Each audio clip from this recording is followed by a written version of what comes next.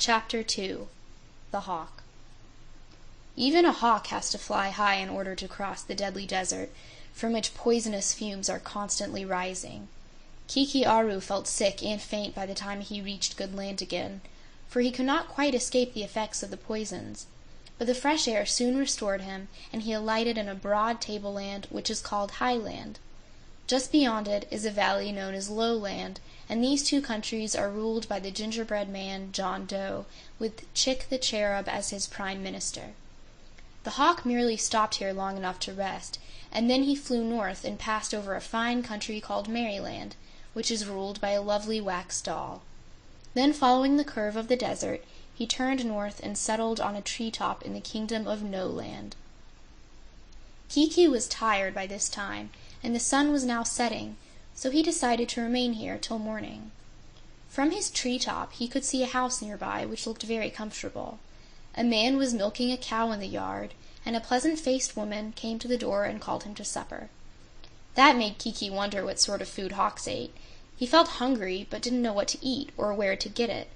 Also, he thought a bed would be more comfortable than a treetop for sleeping.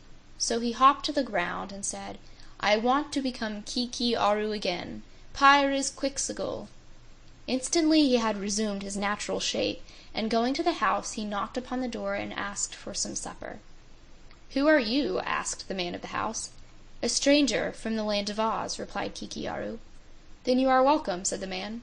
Kiki was given a good supper and a good bed, and he behaved very well, although he refused to answer all the questions the good people of No-Land asked him. Having escaped from his home and found a way to see the world, the young man was no longer unhappy, and so he was no longer cross and disagreeable.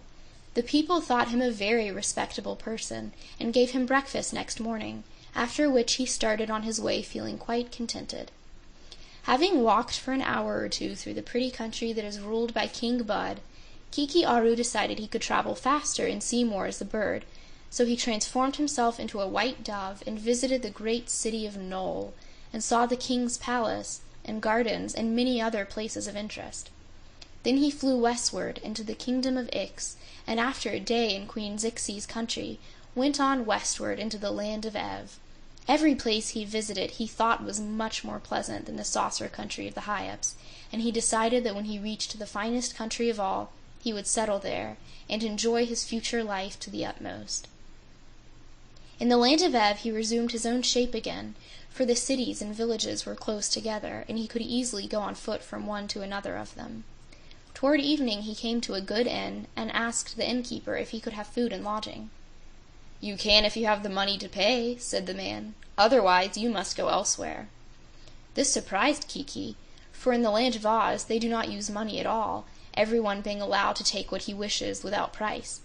He had no money, therefore, and so he went away to seek hospitality elsewhere. Looking through an open window into one of the rooms of the inn as he passed along, he saw an old man counting on a table a big heap of gold pieces, which Kiki thought to be money. One of these would buy him supper and a bed, he reflected, so he transformed himself into a magpie and, flying through the open window, caught up one of the gold pieces in his beak and flew out again before the old man could interfere. Indeed, the old man who was robbed was quite helpless, for he dared not leave his pile of gold to chase the magpie, and before he could place the gold in a sack in his pocket, the robber bird was out of sight, and to seek it would be folly. Kiki-Aru flew to a group of trees, and dropping the gold piece to the ground, resumed his proper shape, and then picked up the money and put it in his pocket. "You'll be sorry for this!" exclaimed a small voice just over his head. Kiki looked up and saw that a sparrow, perched upon a branch, was watching him. "Sorry for what?" he demanded. "Oh, I saw the whole thing," asserted the sparrow. "I saw you look in the window at the gold, and then make yourself into a magpie and rob the poor man, and then I saw you fly here, and make the bird into your former shape. That's magic, and magic is wicked and unlawful, and you stole money, and that's a still greater crime. You'll be sorry some day." "I don't care," replied Kiki-Aru, scowling. "Aren't you afraid to be wicked?" asked the sparrow. "No, I didn't know I was being wicked," said Kiki. "But if I was, I'm glad of it. I hate good people. I've always wanted to be wicked, but I didn't know how." "Ah-ha-ha!" laughed someone behind him in a big voice. "That's the proper spirit, my lad. I'm glad I've met you. Shake hands." The sparrow gave a frightened squeak and flew away. End of Chapter 2.